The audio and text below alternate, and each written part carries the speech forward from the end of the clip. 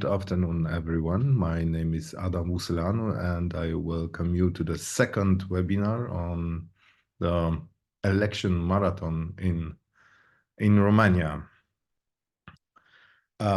which probably couldn't have been more fascinating. A previously unknown independent candidate, Colin Georgescu, surprised everyone by winning nearly a quarter of the vote in the first round of the presidential elections. Georgescu, who was expelled from the far-right AUR party for being too radical, has praised Romania World War II fascist leaders, admired Putin's leadership, criticized NATO and EU dependence, and framed Christ's teachings as the only salvation during the COVID-19 pandemic. Running without party support, Georgescu's campaign relied heavily on TikTok to mobilize voters. For the first time since '89, no mainstream party candidate made it to the presidential runoff. Joining Georgescu in the second round is Elena Lasconi, a journalist and local politician from urban reform movements, known for her anti-establishment stance.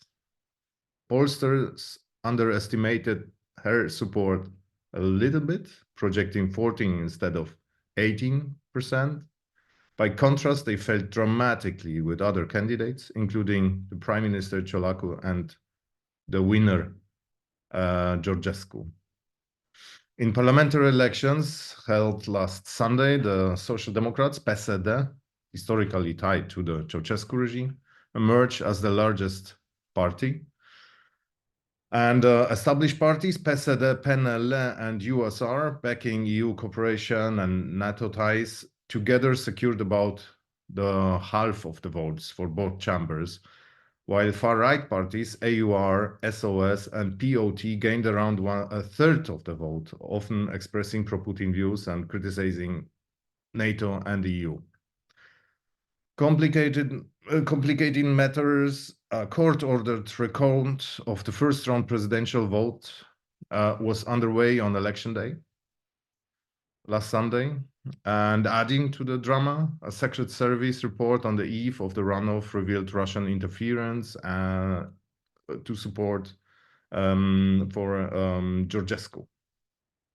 So in a race like this, you would think the participants would just be tired, but instead, they got hit with a surprise dose of shock therapy.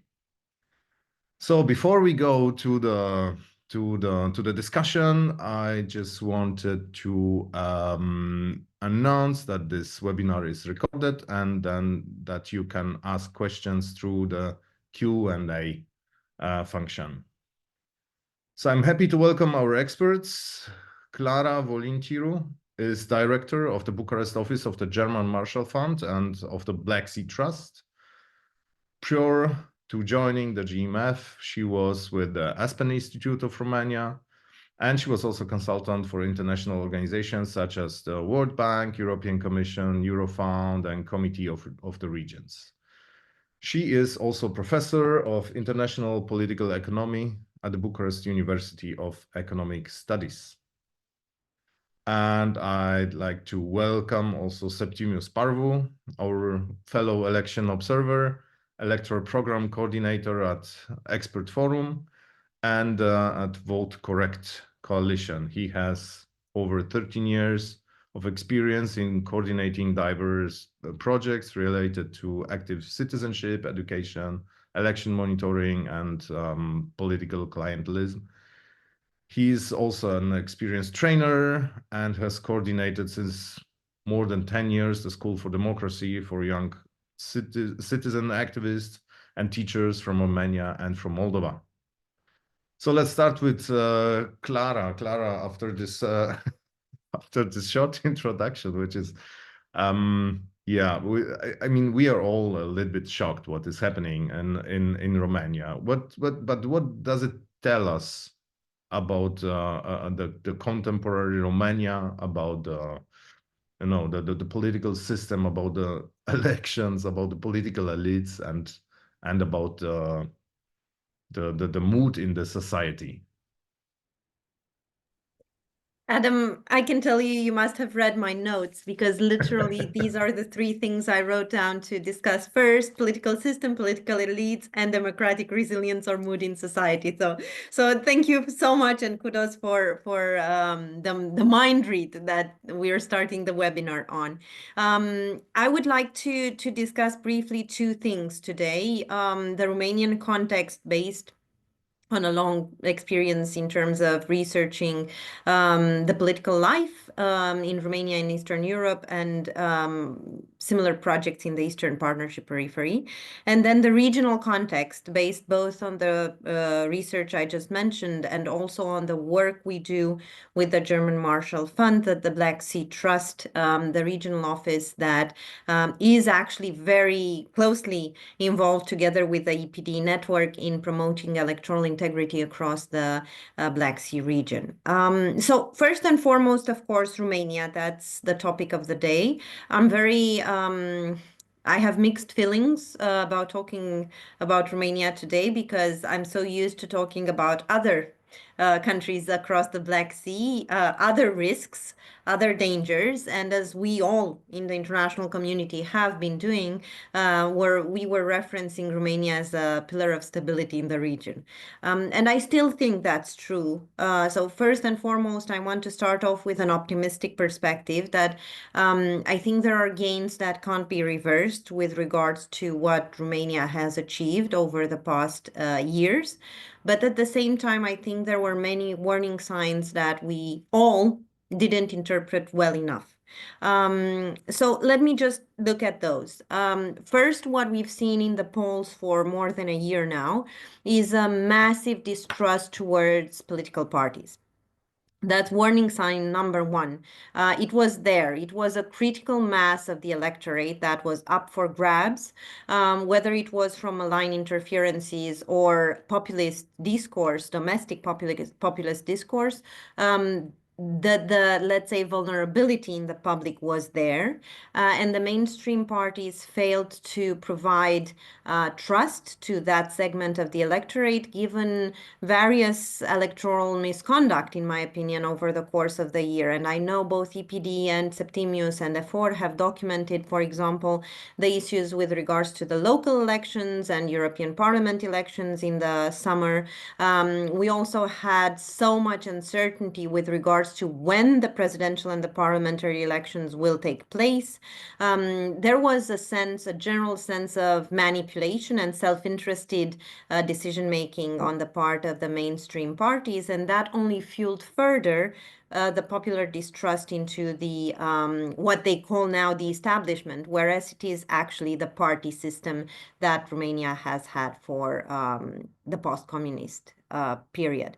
So I think the first failure is that of the party system, where we no longer really had the roots in society, as we call them, right? Even the big, strong, organizationally strong parties, the Social Democrats and the National Liberals, they lost some of their public support with regards to these ambiguous decision-making on the electoral calendar. The second problem was the lack of responsiveness. There are severe needs and wants in society that domestic public policy has not served well. And this is a trend, and I will come back to that when I discuss the regional context. This is a trend that we see across the region. A lot of engagement outward, a lot of diplomatic performance and efforts, and little on the way of addressing subnational disparities, decreasing purchasing power, living standards, rising inflation, and so on. And that is the second layer of popular discontent that was ignored. And finally, I think we all missed this, let's say, formation of new political forces. In my, let's say, historical experience as a PhD student in political parties and party systems, I remember we were looking at the lifespan of a political party in post-communist settings as shorter than that of Western European political parties, but it was still years in the making. Whereas now, what we see in Parliament, not only now, but at the last parliamentary cycle as well, is parties that have come out over the night, basically. So our was an unexpected comment, which is now considered the more moderate extreme right party in Romania. And the new extreme right party that's supporting Georgescu is also something that never showed up in polls. Bear in mind, it never showed up in polls, not even under the other sign, right? So you ask people what party do they support, and then you give them the other option. And that's where you should find at least one mention of a party that managed to cross the parliamentary threshold of 5%. So where I'm getting at is that the party system as a whole is changing in a dramatic manner, both because of failures of mainstream parties and because of the very fast formation of new political forces because of malign interferences on social media. And I will get to that in a second. Now, political elites have engaged in a cartelization process, very low responsiveness to the needs that I mentioned before, and a large sense of complacency, given large public subsidies for mainstream media support and so on. And I think Septimius covered that in your last webinar, where we had this atmosphere around us in our bubble, in our Western bubble, that everything was fine, nothing is wrong, everything is on track. And that sense of complacency was actually bought with public subsidies. And that's what ultimately hurt the let's say, viability of the candidates. And so the third point on the Romanian context is democratic resilience, because obviously the rise of extreme right parties in parliament is worrisome, not as large as it is the rise of the extreme right candidate that apparently came out of nowhere, Georgescu. So both showcase a low democratic resilience in Romania, a EU member state. And where does that come from? I think it comes from a severely under-financed civil society, severely underfinanced. So since the pandemics, we've seen the level of support for initiatives such as EFOR, citizen electoral observation, debunking, fact-checking, everything that has to do with watchdog and promoting democratic accountability, left to the side. And this is, again, not just by international donors, but also by domestic political elites that wanted to preserve an atmosphere of joyful complacency. And I think at the end of the day, ruling elites forgot that civil society is their outpost in society, and that with critical engagement and critical discourse also comes a process of making sense of what's going on. And the population in Romania is no longer making sense of what's going on, whether it is the war in Ukraine, whether it is the EU membership, whether it is, we have the Schengen vote next week. We've been fighting for that as a country for more than a year now, and it's all up for grabs. So I think it is a very big problem of popular understanding of very sophisticated processes. And again, civil society was the transmission belt to provide that broader understanding of what's at stake. So this is the context in Romania. And now we have an overtly pro-Russian candidate in the final. We have a progressive candidate that has the support of the pro-European coalition, which is relatively large in parliament already, as you just mentioned. But we don't really know how much control political elites still have over their constituencies, because the rise in support for Georgescu was that high. So he polled around 6% before the first round, and then it exploded to 22% in just 1 week. And of course, we know the security service investigation on how the social media was used to amplify that support. But at the same time, I wanted to make sure that we understand all the other factors that made the public susceptible to that type of manipulation, because at the end of the day, the manipulation can work work to the extent that there is an open ear to it. And we've seen in Moldova, for example, how the authorities were long before the elections working towards preventing the spread of such propaganda and disinformation.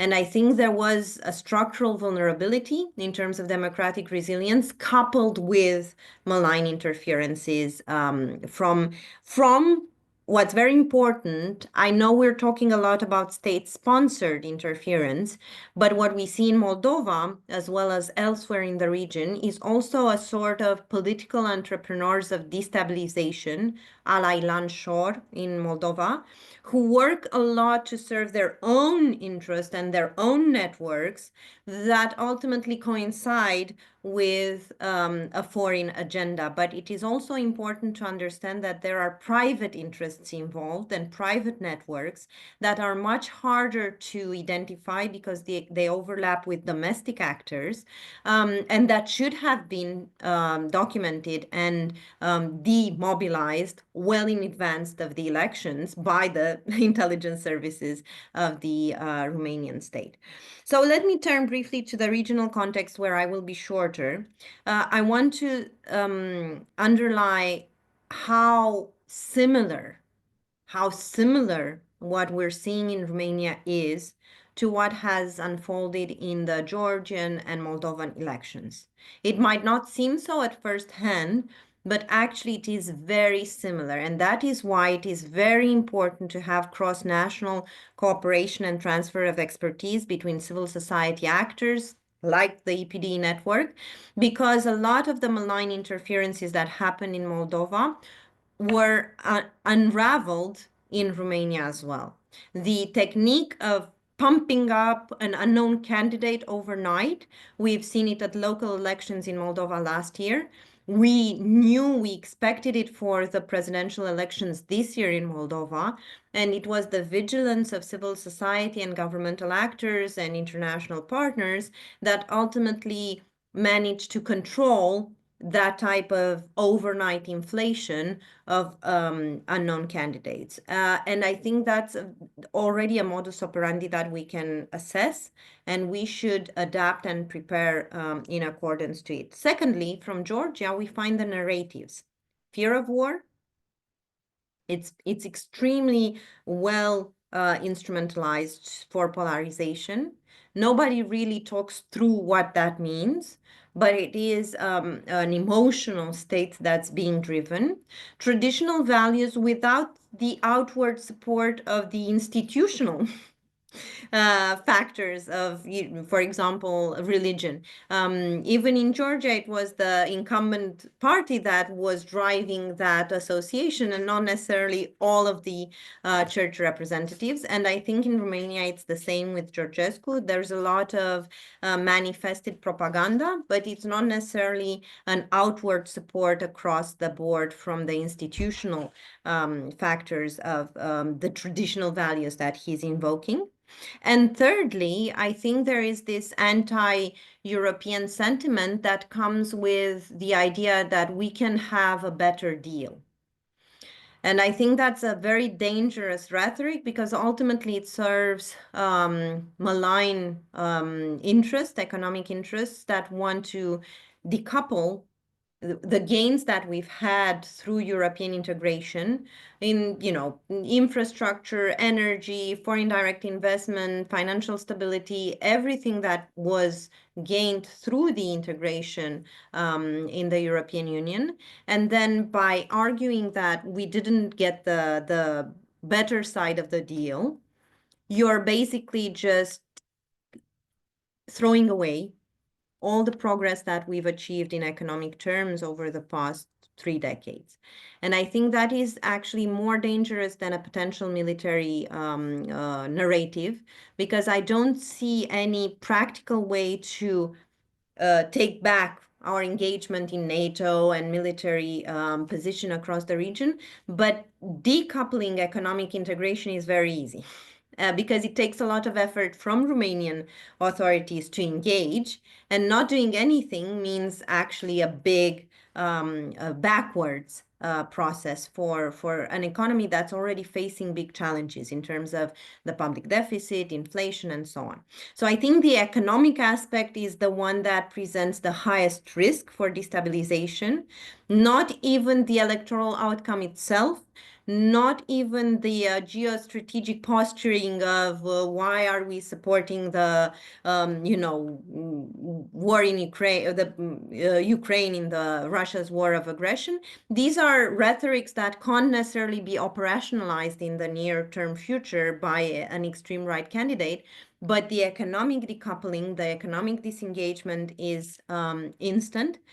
We already see some signs in the market, and I think that's where the biggest risk presents itself in the case the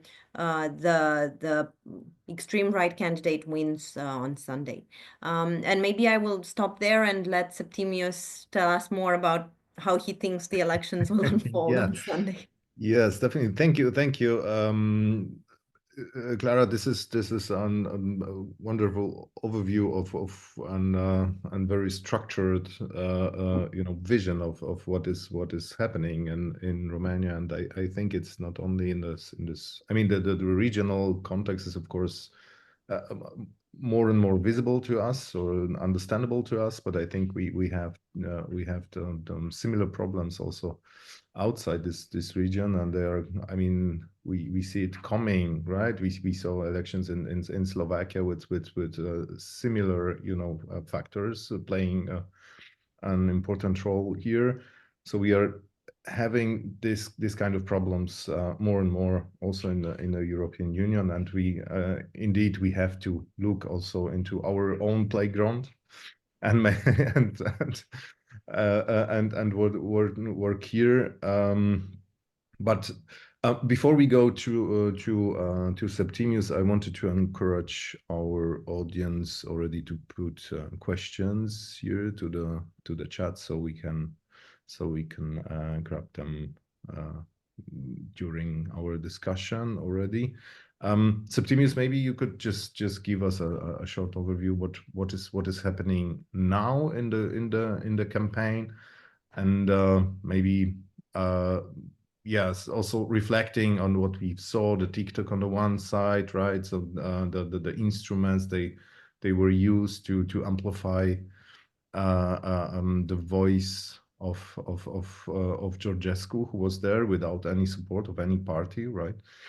And on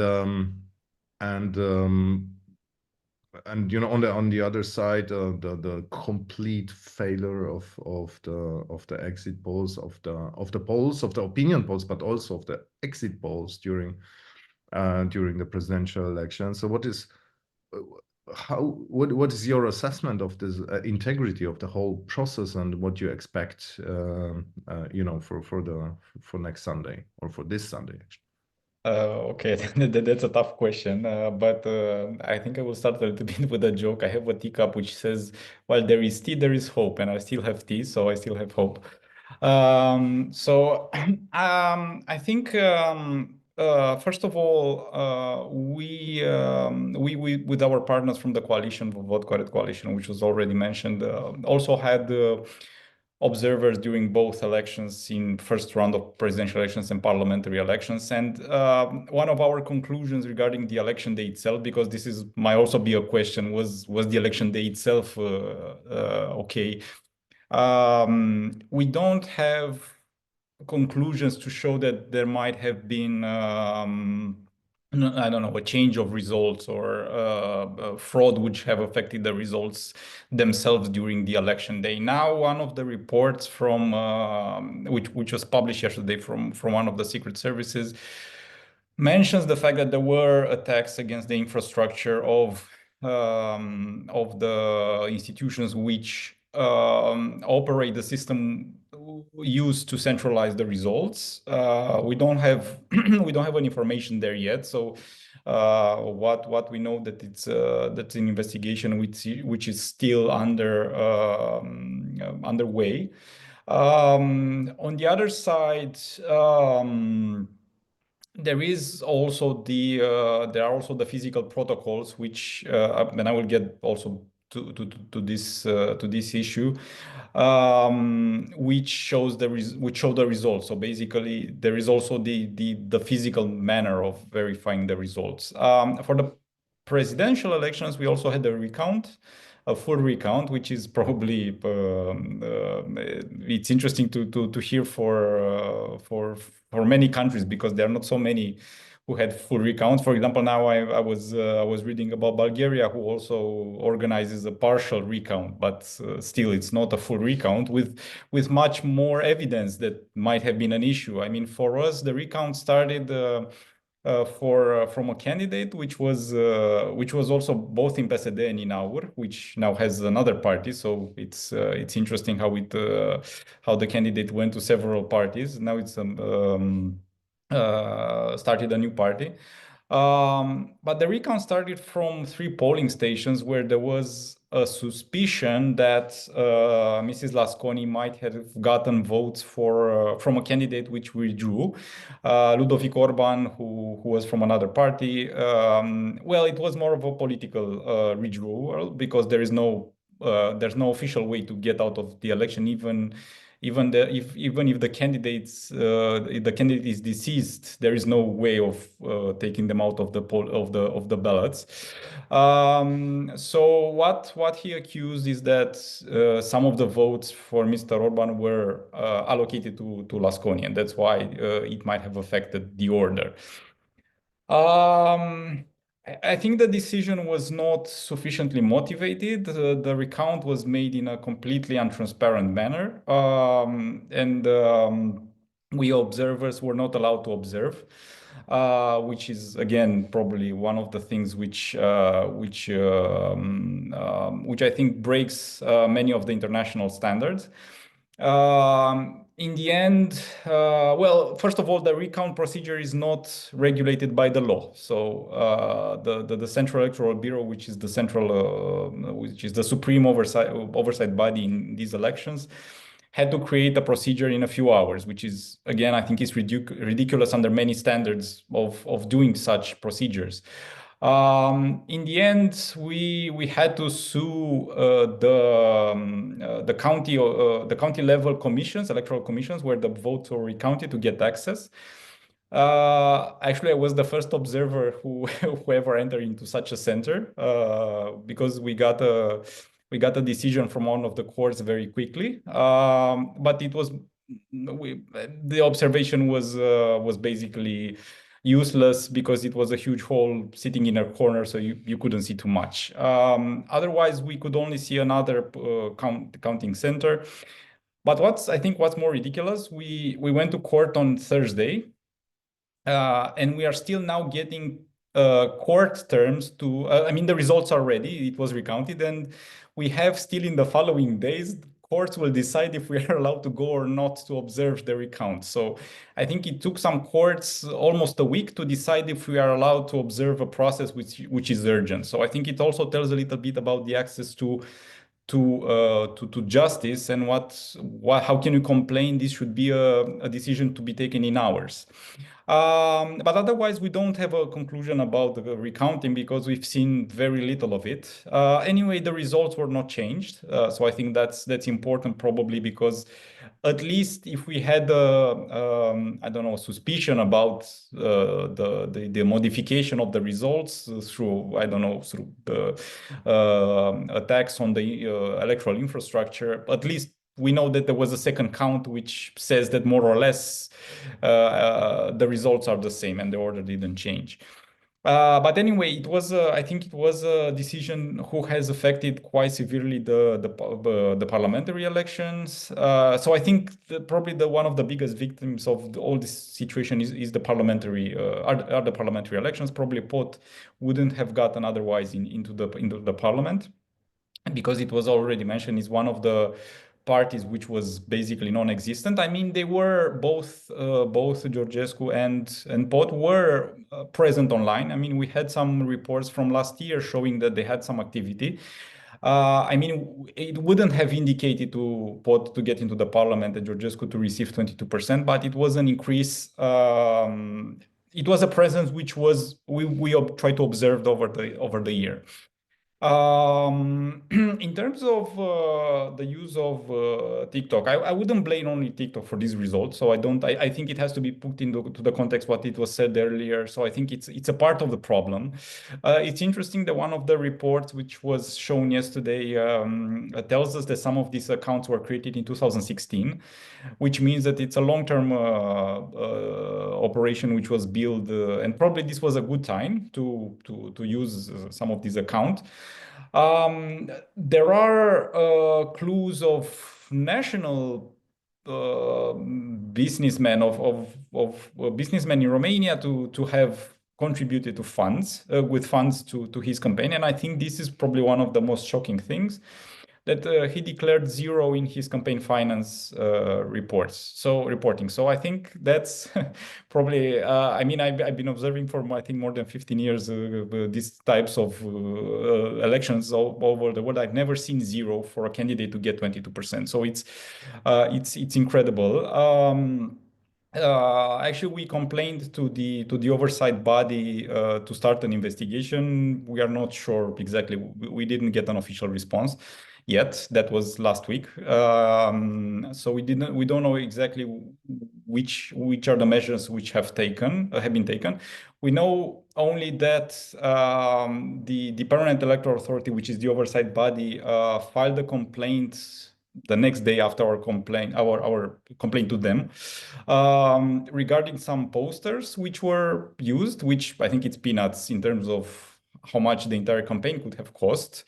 And also a complaint regarding influencers platform, which was used to promote some of his messages. And probably it's very hard to say where the money were invested. We know, and also the report showed there are also other sources showing that influencers were used. There is a platform called FameUp, which was used to promote his messages. Some of those who receive money from the platform say that didn't know it was for a candidate.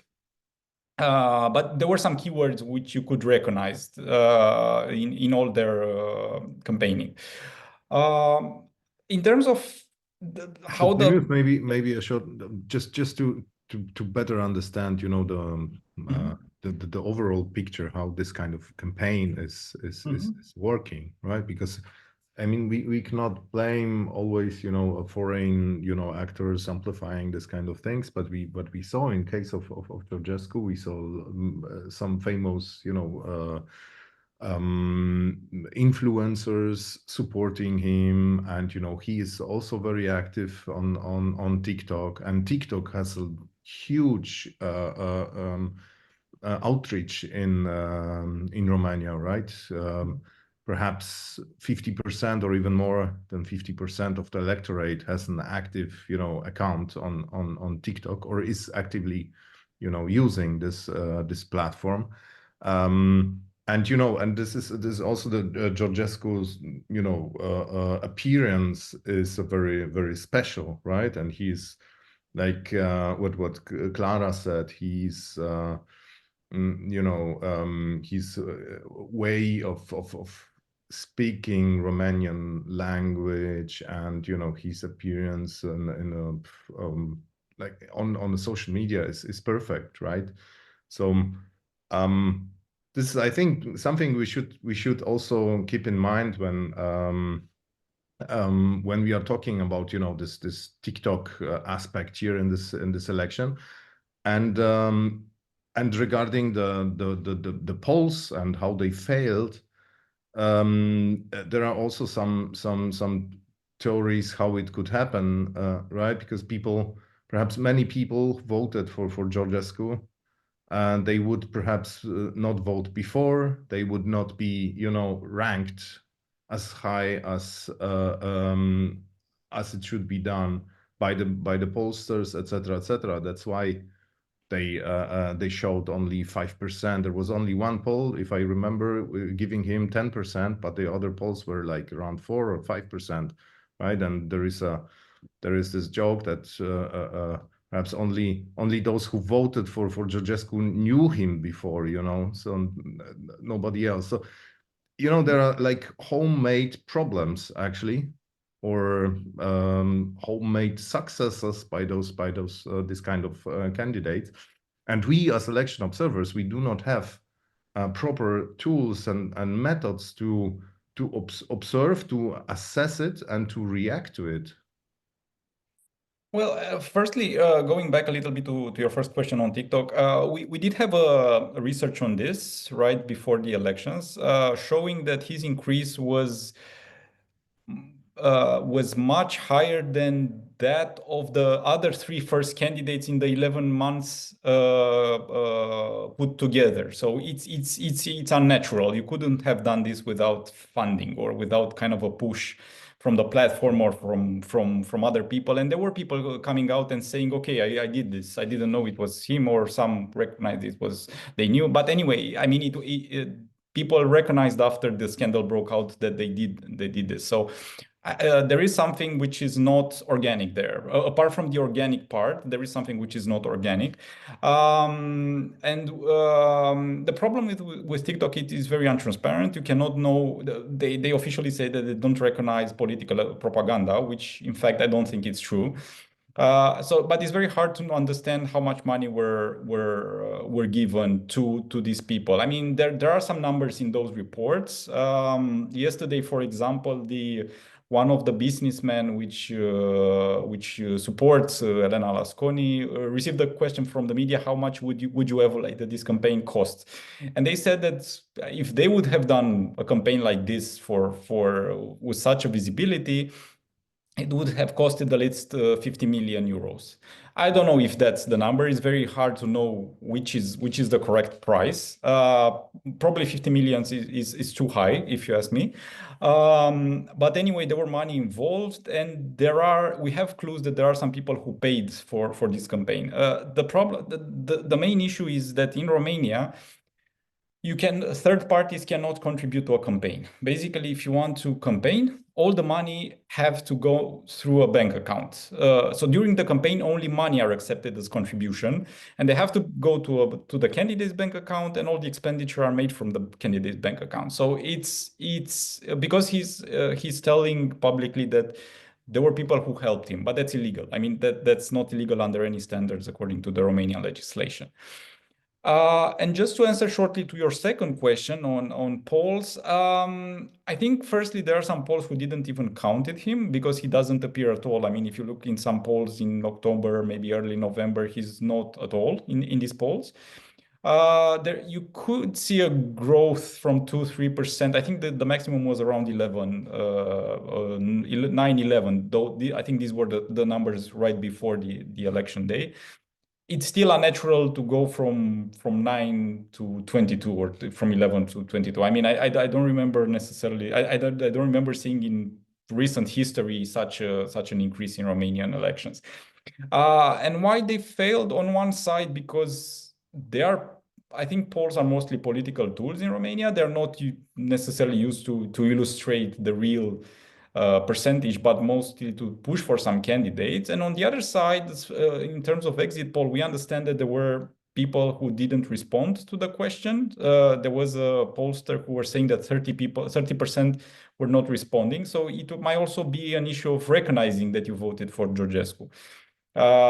Which might lead to an incorrect answer, and gathering data which is not basically showing what people really voted for.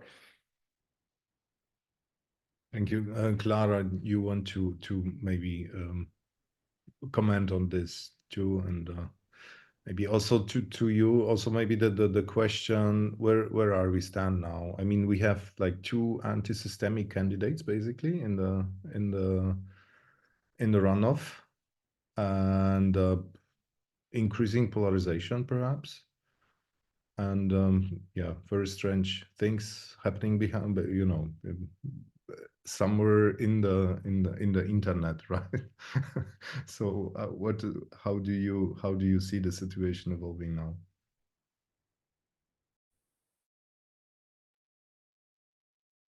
I think it's a very interesting situation that connects back to what I mentioned in the beginning.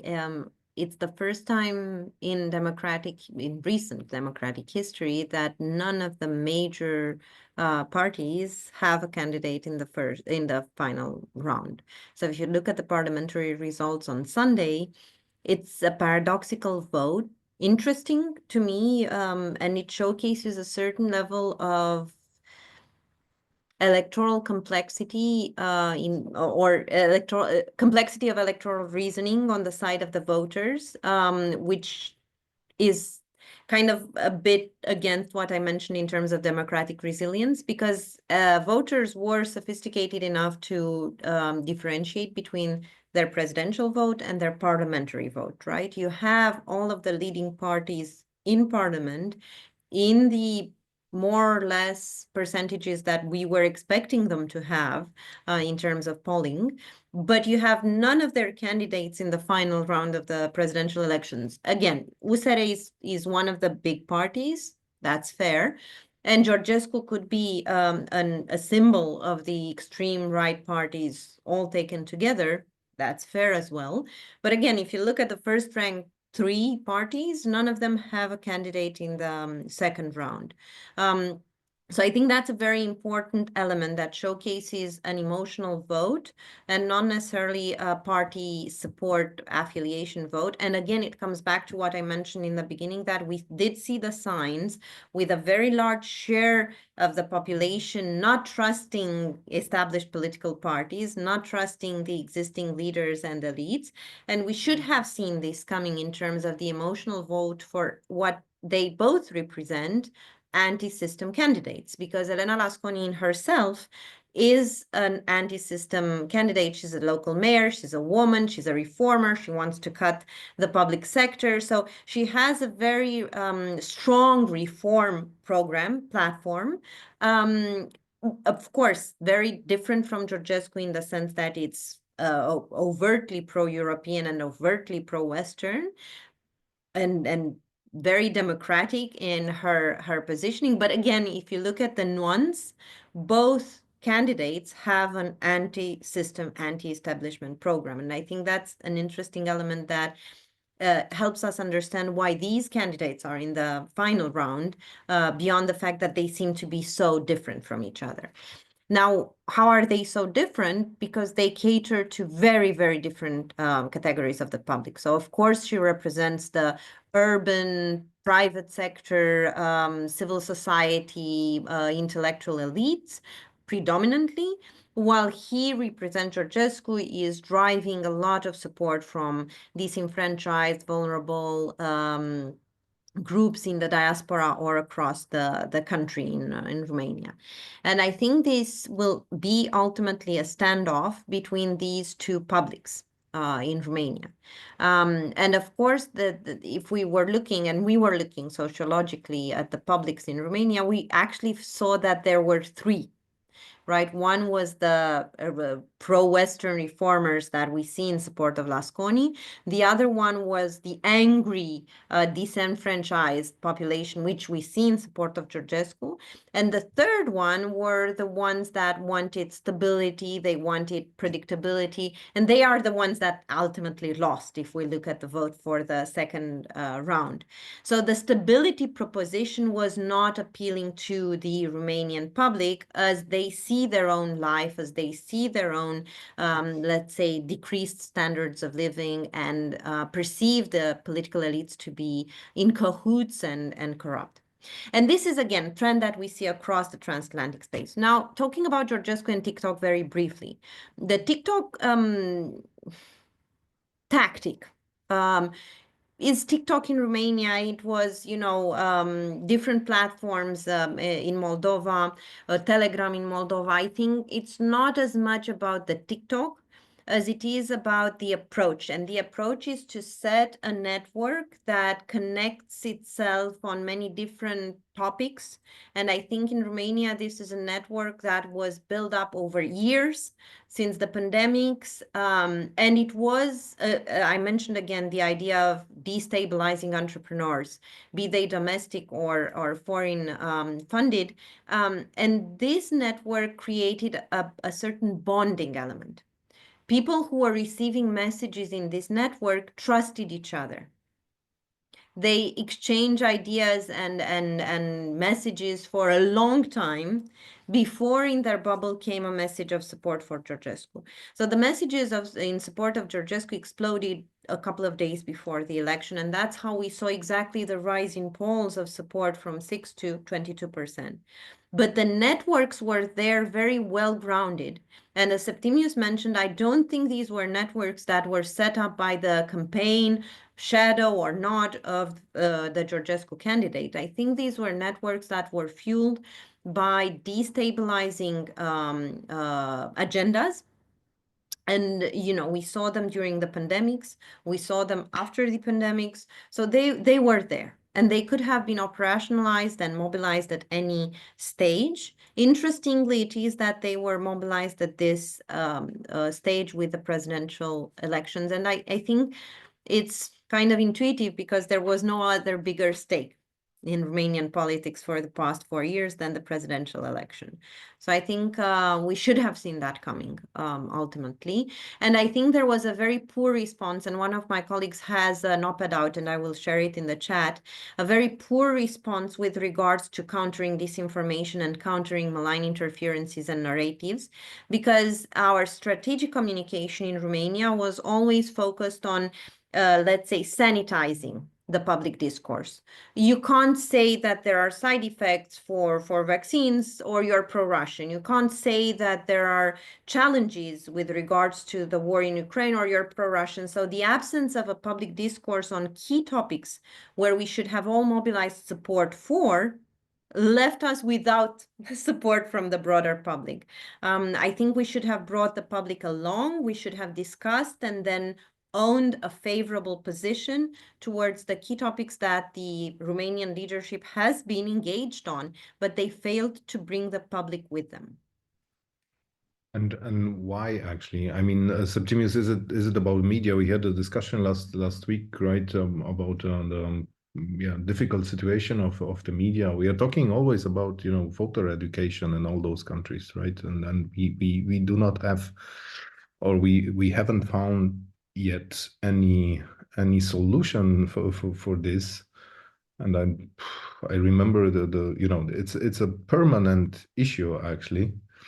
And we still, as election observers, we do not have a response to this challenge. Septimius, if you could maybe comment on this, because I know that you were also monitoring this aspect. I think it's the money which were poured into media, I think they are part of this issue because they decrease the trust in mainstream media, which was probably, I mean, it was politicized and had issue even before, but I think this made it even worse. So I think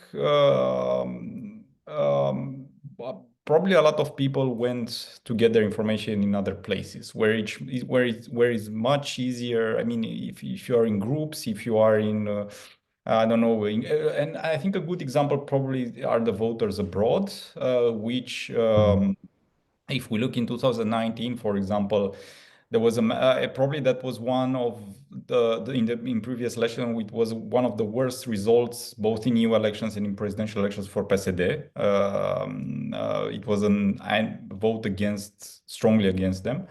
And a lot of people voted with USR, which was let's say the main anti-system party, or which was a little bit different than which was not as the parties in the government.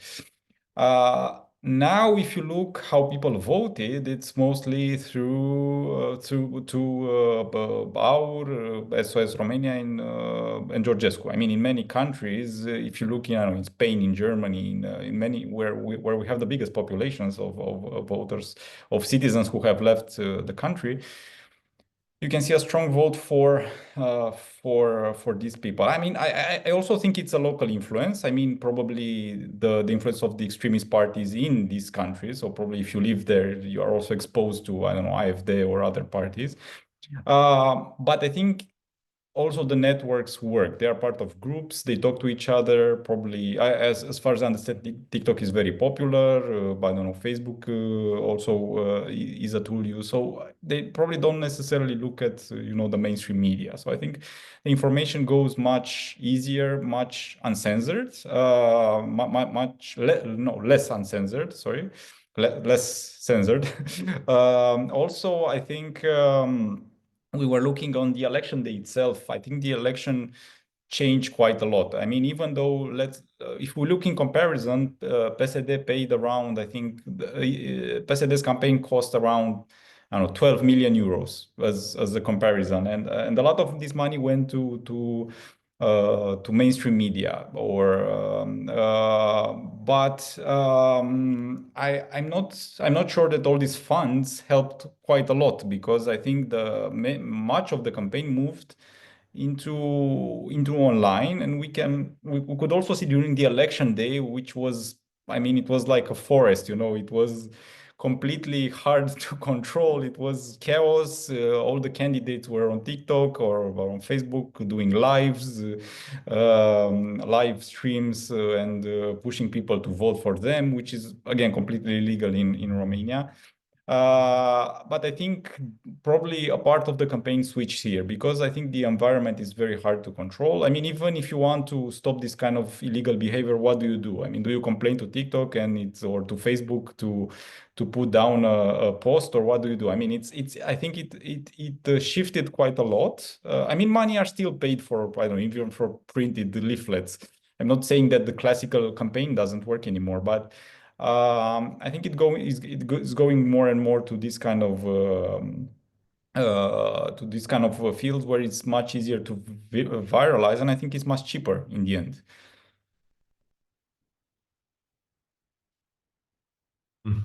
Thank you, Septimius. I see we have we have two questions in the Q&A section, and I see Clara is already very active in answering them. So maybe we would, at the end of our discussion, maybe address those questions. One is more about the domestic factors, society, media, election expert. What are the recommendations for them? How to increase the resilience or the influence? What can be done to prevent situations like in Romania, where the election outcome is being quite unexpected? It's a very broad question, but yeah, but what can we do? And this is Clara, you're leading a big project actually, which is addressing exactly this. So if you could maybe just reflect on what you already wrote here. And there is another question about the international relations and international factors. Maybe let's start with the first question. Clara. I'm happy to briefly answer both, as I have in the chat. I think in terms of electoral integrity, Veronica's question, thank you for that. We can do more in both quantity and quality. In terms of quantity, we need more resources to promote electoral integrity. We've known this for a while, us in the electoral integrity circles, but I think it's the end of history type of issue, where you believe that a functional democracy cannot face misconduct in elections if the government in power has a clear commitment to conduct free and fair elections. And I'm not questioning the full intent of the Romanian authorities to have free and fair elections, but again, we're facing malign interferences. Again, we're facing domestic actors that can take advantage of a destabilizing context. And I think that's why any given government should invest in citizen electoral observation and promoting electoral integrity. And of course, collectively at EU level, we need to invest in that more and more, because it is ultimately unnatural to have just political parties observers in polling stations in a context in which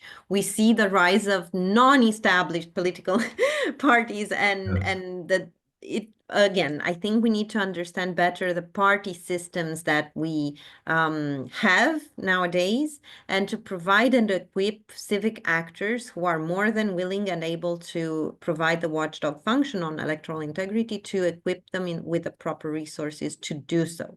And the second, in terms of method, is to allow them to do their work not just on E-Day, not just on the election day, but also well in advance, because a lot of the electoral monitoring has to unfold on a misconduct. You know, in Moldova, we've seen the clientelistic distribution, vote buying networks taking place a full year in advance of the referendum and the presidential election.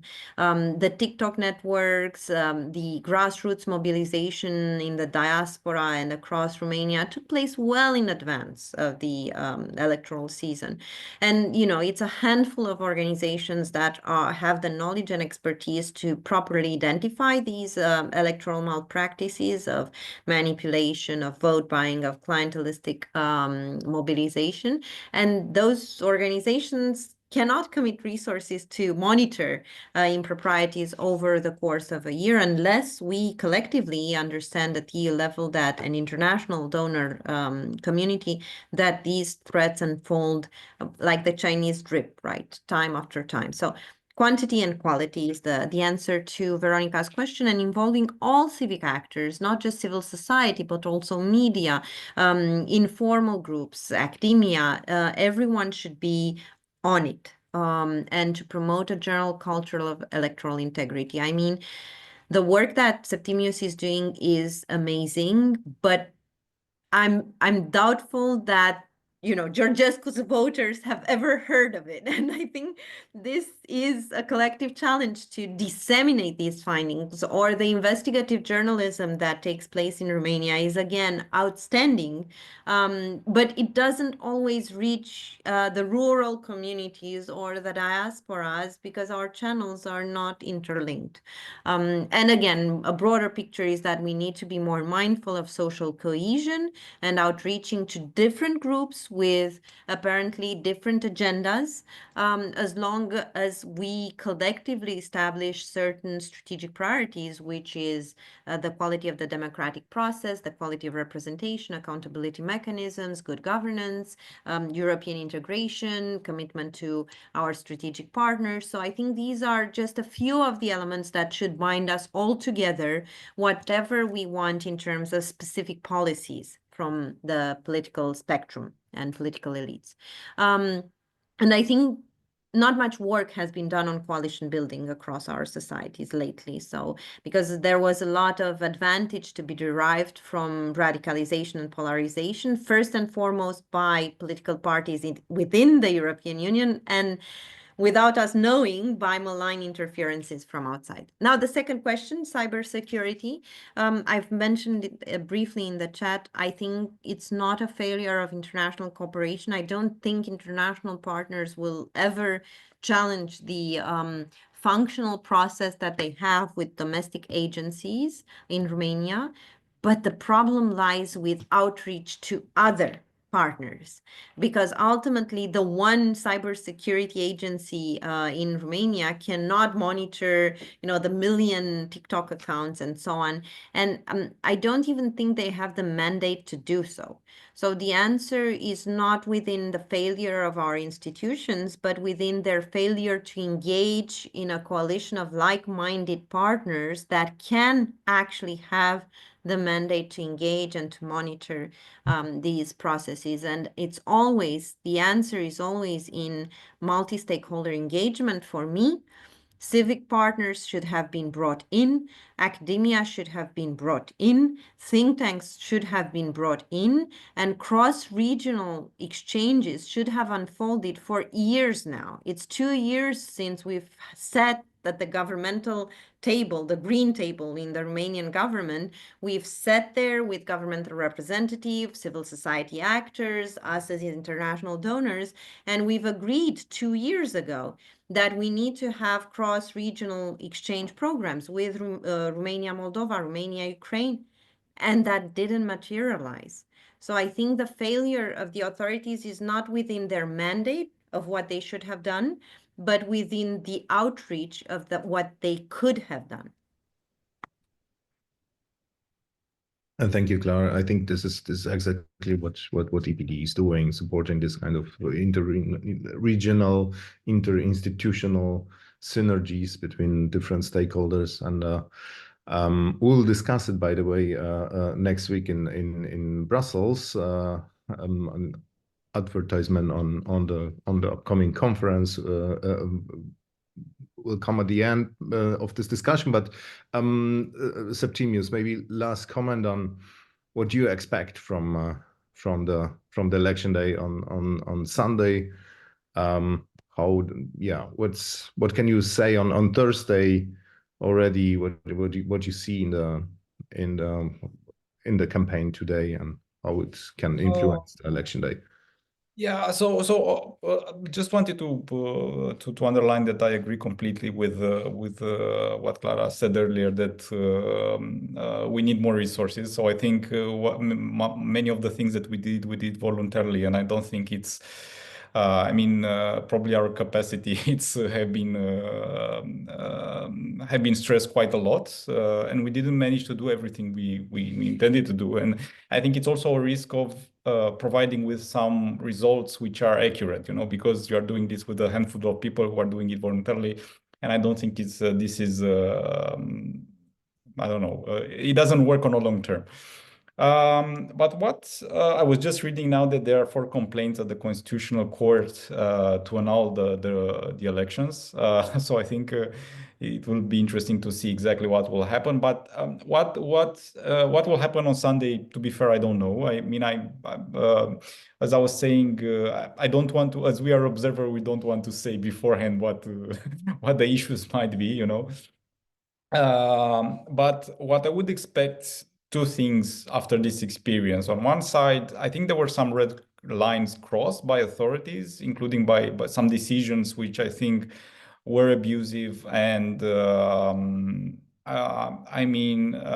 were not transparent, including eliminated Diana Șoșoacă, this recount. So I think there are some things which created some abusive situations in the society. And let's see what happens today, because according to, I'm not a constitutional lawyer, but according to my interpretation of the law, you cannot cancel elections now. I mean, even though I fully understand what it means to have Mr. Georgescu in the second round, but I think breaking the constitutional principle is probably dangerous on a long term. So I think we should have done our job, not me personally, but we as a society, before getting to this point. And I hope also with this, what I'm expecting to see on the long term is institution reacting when a little bit earlier, I would say, not to get to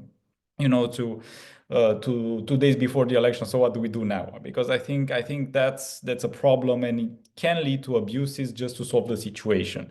And maybe the last thing I would say, there was a question from for the president, from the prime minister, for the head of the commission in the parliament which supervises the secret services, and they were all asked, are we okay with foreign interference? And all of them say yes, a few weeks ago. So how can you be so sure that there's nothing wrong, and afterwards you have all this story? I mean, it's even though I would have been, if I were the president or the prime minister, I would say we're following, we are interested to see if there is something. I mean, you don't say yes without any doubt, and afterwards this entire story comes up. So I think probably this is a failure. I mean, not recognizing that you might have issues, and thinking that you are in the middle of countries which have issues with elections, with foreign influence, with Moldova just happened. I mean, we are all looking at Moldova, what happened. So I think it's a little bit of, I don't know if it's unconsciousness, I don't know how to call this, but I think we really need to pay a little bit more attention on these things, and not be sure that it's nothing's wrong, because we are not such an island. I mean, we are not here. Even though we want to feel that we are special, we are not that special, and what happened around us can happen to us anytime, and it's happening actually, maybe even worse than than in other countries. Clara, your prediction for Sunday? Let's see what the Constitutional Court decide. But if we have the second round, I would say that I don't know, Romanian voters care more about democracy and staying with the European values and democracy than voting against. I think probably, I hope there would not be too many people who will cancel their vote, because this might also be an option which is probably worse than voting for someone. But let's say I'm positive that we'll go in the right direction. Thank you, Clara. Last word about your expectations. I've been answering this predictions for Sunday. question over and over the past 2 days. What I would say is I'm still waiting. So it's Thursday, right? We're gonna have some updated polling figures tomorrow, probably. And as Septimius mentioned, there are still many moving parts. Now I worry with the changes in the date of the elections and everything else. I worry that these moving parts are not necessarily favorable to making a clear pitch to the pro-European electorate that they have to mobilize and showcase their support on Sunday. So if I were to say, based on what I was seeing yesterday, if I were to say what would happen on Sunday, is that probably there's going to be a very, very close margin, but it's likely that given the parliamentary results on Sunday and the statements of support for Elena Rasconi, given all of these factors, she would come on top. Now, because we still have all of these discussions, the context is becoming more and more blurred. So in this context, I don't know exactly what the mindset of the electorate will be until Sunday. We still have 2 days where decisions are expected from the Constitutional Court, where declarations might unfold for and against under the party leadership of the mainstream parties. I think the mainstream parties have a hard time accepting that they will not have the president. I think it is very hard for the Social Democrats and the National Liberals to accept that they have to support Elena Rasconi. And I worry about that with regards to the outcome of the Sunday vote. So there is a battle between 3 blocks, and I don't know where the middle vote will land, essentially. Thank you. And we had actually already a kind of cohabitation time in Romania, so there is already this kind of experience, right? Through Băsescu time. And I think there are checks and balances in place. Even if Georgescu wins, I don't expect a complete retreat from the Western path. But I do think it will be harder and harder for Romania to represent its interest in the international community, in international forums. And it's already hard enough because we've already been faced with a long period where the engagement that Romania could have had on the international stage was lesser than its potential. And I think we had a relative good pick of candidates with an international profile. None of them managed to, the former deputy secretary of NATO was one such candidate. And I think we could have had leaders that would represent better the Romanian interest in the international forums. Now we have a finale with 2 anti-establishment candidates because of domestic failures. And I still think that the pro-Western candidate will prevail. But as Septimius said, if the game then changes because the Constitutional Court rules against the validity of the elections, then we're back to a reset, and then we have to have another webinar to discuss the potential chances of the extreme right in a new context. Thank you, Clara. Excellent conclusion. Thank you, Clara. Thank you, Septimius, for this insightful discussion. And let's meet again maybe after the elections. And Thanks also to the audience. We invite everyone who is next week in Brussels or around Brussels to the second annual international conference hosted by EPDE in cooperation with OSCE ODIHR, where we will discuss exact those questions, elections as a factor of international security, infrastructure, and we'll talk about resilience, hybrid threats. So please join us in Brussels, visit our website, epde.org, and there is a link to the FURIC 2024 conference. The registration is still open. Thank you very much for today, and stay tuned. See you soon.